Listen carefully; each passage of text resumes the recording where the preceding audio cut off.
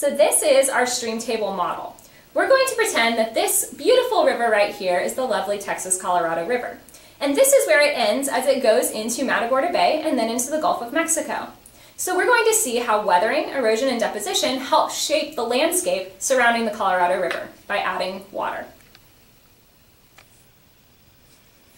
So this is our landscape that we're going to have water flowing through. A couple of things that I want you to know are that these houses are both 2 fingers away from the shore of the Colorado River. So whenever water is pouring through the Colorado River, we want to try and see where erosion is happening the most. We also want to be looking for where sediment is being deposited. And we also want to be looking for where weathering is happening. So try to keep an eye out for all of these things as water starts to flow down the river.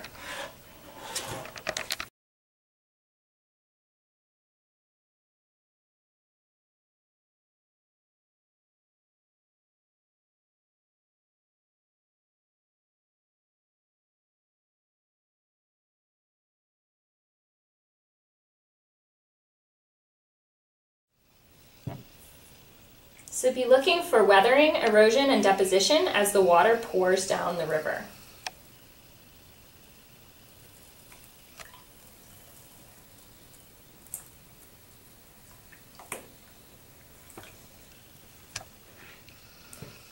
So over here, next to our houses, let's go ahead and measure how close they are now to the Colorado River.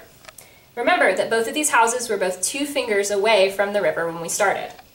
Right here, this little house has lost about a finger width of land in front of it, which makes it a lot closer to the Colorado River. Over here with this house, even though we have some erosion happening right here, the house is still 2 fingers away from the Colorado River.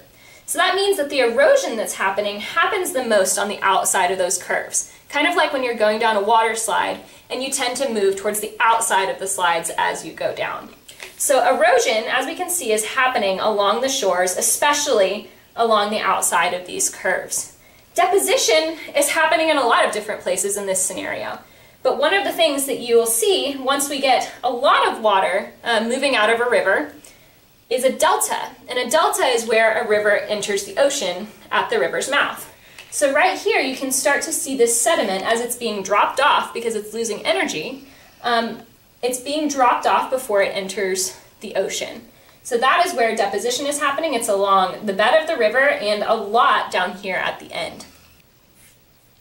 The last process that we're looking for in our stream table is weathering. And this one's a little trickier to see because weathering is always happening. So big rocks are being broken down into smaller rocks all of the time, especially when water is pouring over them. But it's a lot harder for us to see that right here.